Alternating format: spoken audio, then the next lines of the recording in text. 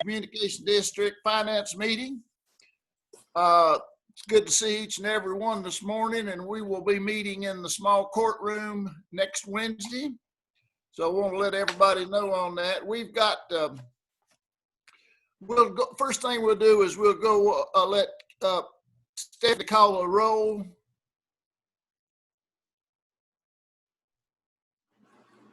All righty. John Fugit. Here. Mayor Jacobs. Ken Knight. Ken.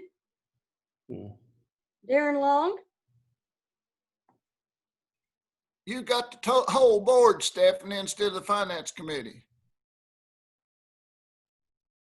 No, this should just be the finance committee. Okay, go ahead. Okay.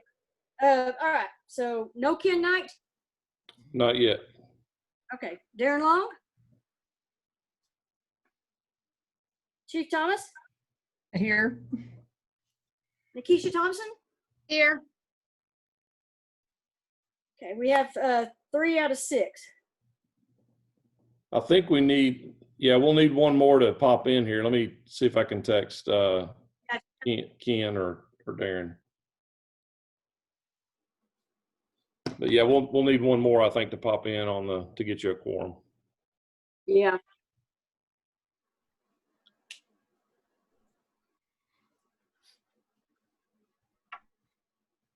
John, how's the weather in Destin? It's hot and humid, but it's beautiful down here. Good. I'm gonna try to be down there in a couple of weeks. Stephanie, it's not that all that bad. Yeah, I figured it wasn't. Another trip you took without me. You noticed in my background, I tried not to show anything that was of Florida. Yeah, I see that. It's just closed blinds. Thank you for the beach view. Okay, we're about ready. We need to get one more board. We need to get one more committee member here. I'm looking down the list to make sure that. Ken said he was available, and I think Darren did too, but maybe they've forgotten it or. Well, I'm texting both of them, so let me see if I can get them in. We can have a conversation, but we can't vote until we get one more person in. So okay, I'll tell you what. Let's just go ahead and get started, and I will. I'm going to turn the explanation of the expenditures and the new money over to Brad and Kim. I'm going to let them discuss our new inputs into the expenditures and our new anticipated income. So Brad and Kim, whichever one wants to get started, go ahead. all right, I'll go ahead and get started. So this year we worked with the state. They had been working with the state for many years on this, but this year we were lucky enough to get this passed through. The 911 rate will be increasing January the 1st of 2021 from $1.16 to $1.50 per phone that has access to 911. For us in Knox County, we have the potential for that to mean about $2.2 million a year for the 911 center. And what we had drawn up the budget to do this year was to use half of that and just kind of budget for half, because the legislature did move that to January the 1st. Since then, as of yesterday, the state board has voted to give a one-time amount of money based on what they project to be the funding from the state over the year. So they voted yesterday to send us about 1.1 million in addition to the 1.1 million we're going to be starting to get January and the following months.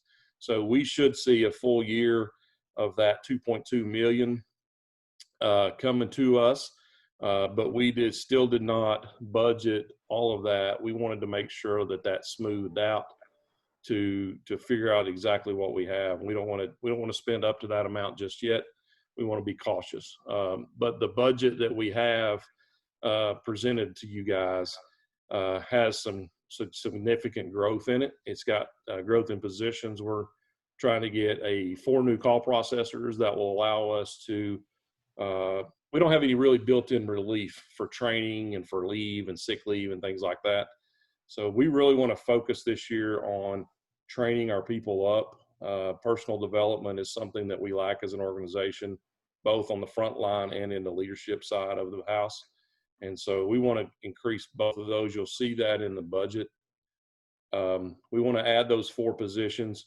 2 of those will be on each shift that'll go to the what we call the mid watch or the midday shift.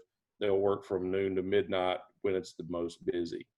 And that'll give us some opportunities for the day shift to train and also for the night shift to train, because they'll have a few more people there in the room. We've also put in the budget for an increase in spending for an HR position. We have about 110 employees, 105, 110 employees over here with no dedicated HR person. We really need to update some of our HR policies and our overall, we're going to upgrade all of our policies, update all of our policies for the district, but really need to focus on personnel and training on those policies, and employment practices and things like that. We need to move forward in that.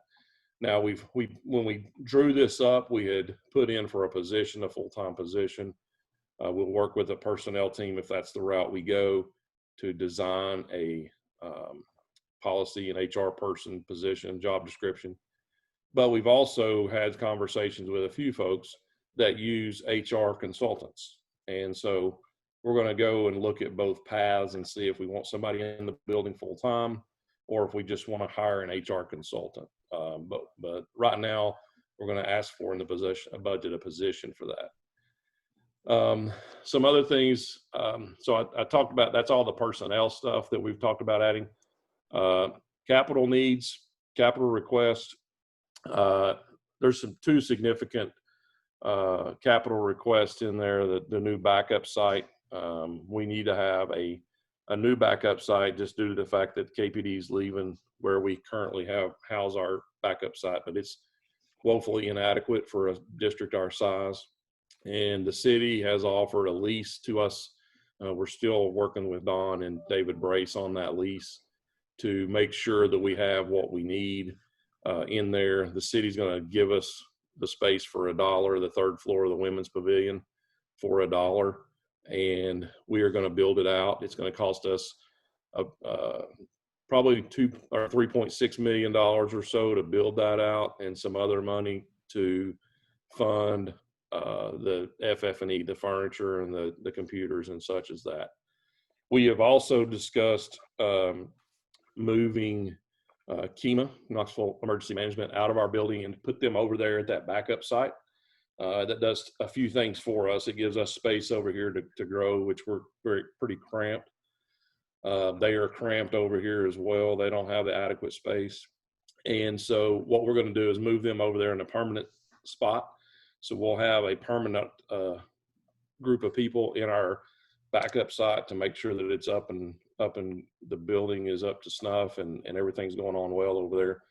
We will activate it on occasion to put our people in there to train them, to make sure that everything is working. We're working with AT&T the new system is going to make it easier to wherever they log in, whatever building they're in, they're going to be able to accept 911 calls without flipping a bunch of numbers and hoping everything just from one to the other. So we can have actually both sites active if we needed to. So there's a lot going on with that, but it's about $4 million total or so.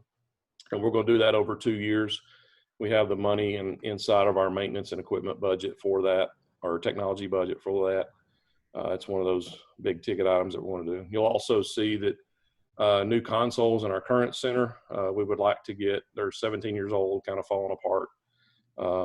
We'd like to get new ones that stand up, allow our workers on the 12-hour shifts to stand up while they're working a little bit if they choose to, get more comfortable, a little bit more wellness built into their needs. But other than that, the capital is pretty standard for the center.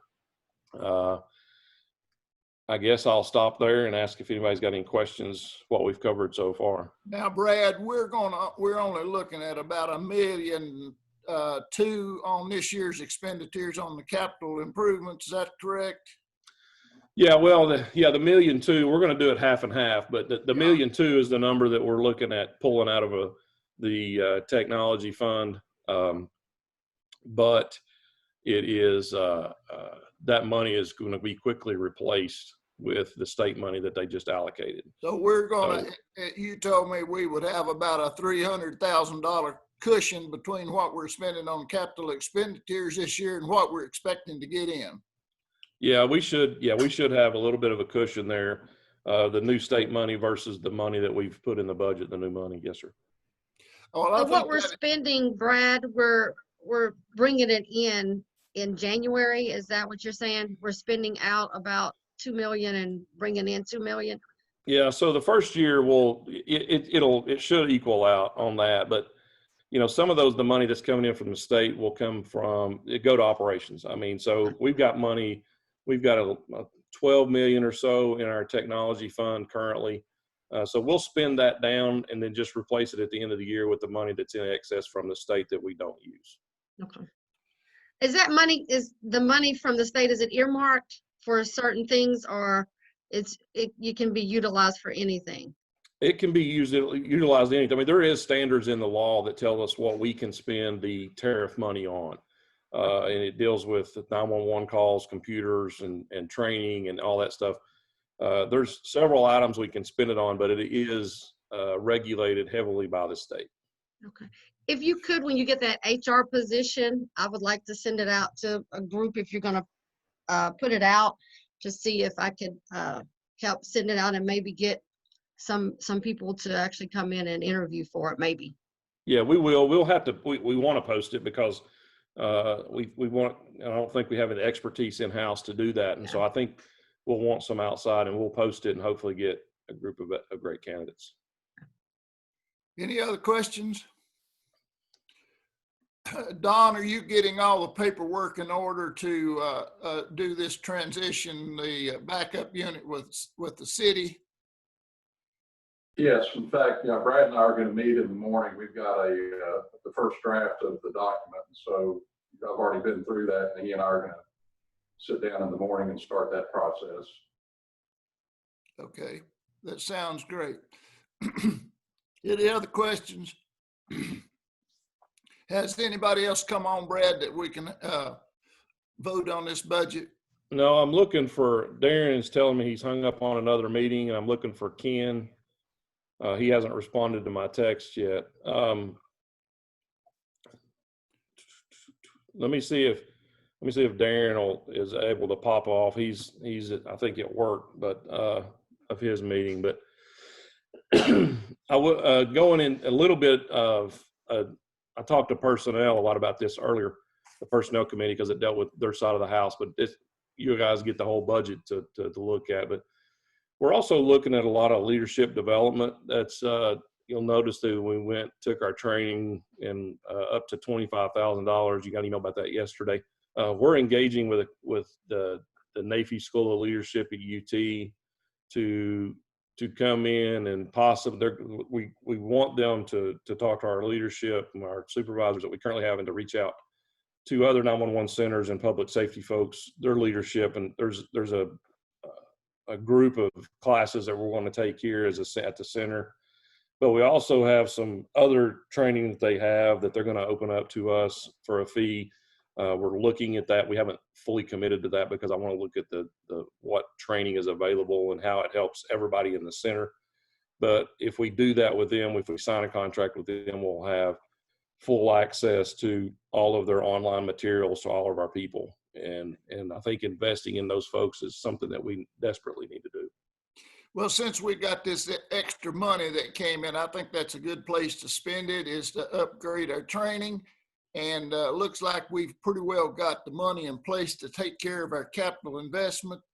So I feel pretty good about where we're at on this. And I know we've gone through 3 or 4 years here that we've just sort of been treading water.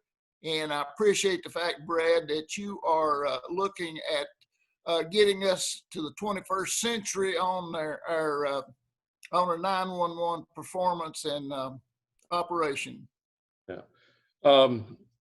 to maybe to give you a little bit more information on the 21st century that you brought that up, I kind of left that out.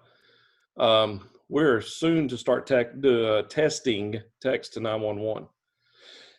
Excuse me. And in that, we're going to, in the budget, we have a public relations kind of a contract, not a position. I thought about bringing in a position, but I don't know that we have a program ready for that for public education full time. But I do want to do a program, a PR program for text to 911. And the reason for that is I want to, you know, we're going to test it. But also there's vulnerable groups that can use text to 911. And I want to make sure that we reach those groups of people. And, you know, the two that come to my mind are the deaf and hearing impaired, and then also the domestic violence victims. And so, I mean, I'm sure that there's other groups of people that we need to reach that text to 911 is available to them. But we want to make sure we got a great package that goes out to the community that we get as many places as we can. I think a PR contract will help us do that. In the future, I would love to have a public education, public outreach position in our place. We do a little bit of, the police department does a little bit of training for 911 over at Safety City with all the kids that come through on their field trip. But I think there's a lot of technology and capabilities that we have that business people need to hear about, that the community at large just needs to hear about. And I think that would help us do that. And we just don't have the dedicated staff or the time to do that under where we're at right now. Eve, do you feel real comfortable with the system that we have and the upgrades? Will that help you any? Is the texting that Brad's talking about, is that what you're referring to? Well, at the present time, are you being served properly? And do you think the upgrade will really help you all to do a better job? Oh, yes, of course. Of course. You know, we're looking forward to it. You know, anytime we can replace outdated equipment with anything new that's going to help us move us forward is great. I did have one quick question, a little off subject. I know that at St. Mary's, or excuse me, the Genova North site right now, we're looking into, with Jonathan Grammer and the group doing the construction, the fiber optic and the different types of electrical equipment we're going to need for the technology. And Brad, I just wanted, they reached out to you. Do you know?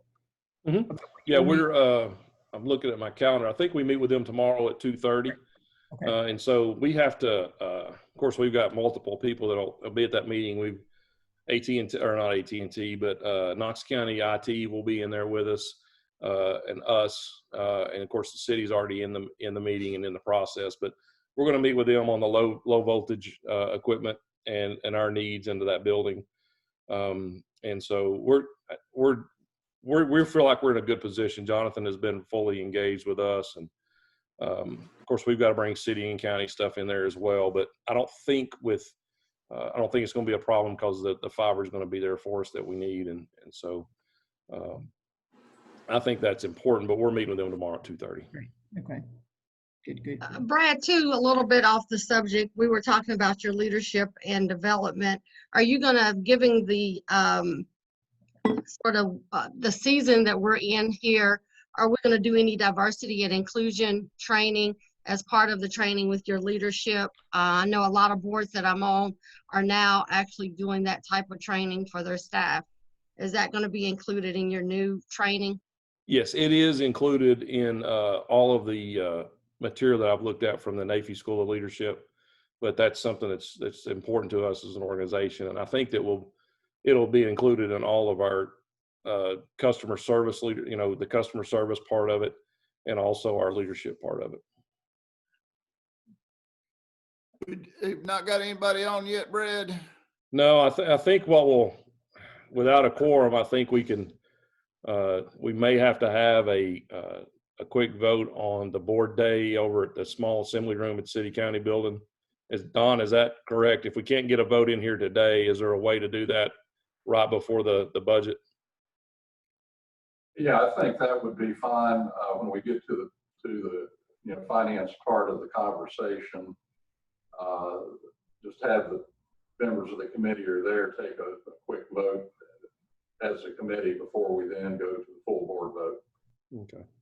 Are we allowed to do an email vote? Can I just say that I've had some people do that on boards before. After the meeting, if you talk to them and go over it, can you send out an email today or tomorrow before, or do you have to do it in person? I think with us being a public entity, we would have to do that in person with the Okay. government backing that we have. Yeah, Okay. that's why you got the open meeting, sunshine laws. Okay. I tell you what, let's do also, let's bring Kim on and let her go over the line item transfers. And then we will, we'll vote on that at the same time when we vote on the proposed budget, since we don't have a quorum. Kim? Yes. I had an 8 o'clock dental appointment. He thought he would be done.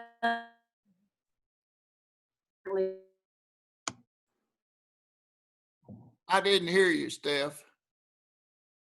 I think she's frozen up. I think Ken Knight had a dental appointment and hadn't gotten done yet. So Yeah, I think that's what his she's saying. appointment was at 8 and he thought he would be finished by 9, but apparently he must be running late. Okay. Okay, go ahead, Kim. On the line item transfers, it's two small ones. We need to transfer 2,500 from account 533400 to 538020, and that had to do with language line. And then transfer 1,000 from the 533400 to 538030 for space costs. So it's a total of $3,500 that we need to transfer. Okay, let the record state that we have gone over the line item transfers and that we have also gone over the budget, and it has been discussed. And we will delay voting until, but just before the regular board meeting next week. Hey, John, can I say a few more things that we're doing over here? We have, Tanya and Kim have done a lot of work to look at our bills of the, we've been paying out a lot of bills that we just kind of flow through because there's dozens of phone companies that we have to pay bills to every month. And they have went through all of our phone bills and verified some of the phone lines, and we're going to save, $10,000 or $12,000 in phone lines a year. And also we've found where we're paying Comcast for fiber and for analog, and we're not using the fiber and haven't been for some time. And so eliminating those bills, we've freed up about $20,000 a year in reoccurring expenses that we've paid over the years for unknown reasons. And so we're going to continue to evaluate all of those. We got a few more that we're going to look at that'll kind of shock you a little bit. One of them goes back to 525 Henley Street, which is a hotel now, but was probably the World's Fair headquarters. And we've been paying a phone line over there since 1982. Well, anything that you all can do to look into expenditures to cut out some things that we need to do, that would be really, really helpful to us all. And I know that over time that those things are neglected, just like you said, but that's part of what we need to do in the future, is make sure we're spending our money where it needs to be spent. Yeah, and so we're holding on to that one line. It's got multiple things with it. But once the police department and the fire department move, because it's connected to, hopefully, we know it's connected to some of those lines that are on Hill Avenue and also at Howard Baker. And so we're going to after they move those two facilities, we'll go ahead and cut that one off too. But I thought it was intriguing that we're paying a phone bill at 525 Henley Street, which is probably World's Fair Command Center back in 1982. I see we've got Tanya on now. Tanya's she wouldn't be a board member, so she couldn't pull the vote. I know. Okay. Anything else? If not, do I hear a motion that we adjourn? So moved. Second? Second. I'll see you all next Wednesday before the regular board meeting. Thank you, guys. I appreciate it. Thanks, everybody, for your participation. Thank you. Have a good day. Thanks. Bye-bye.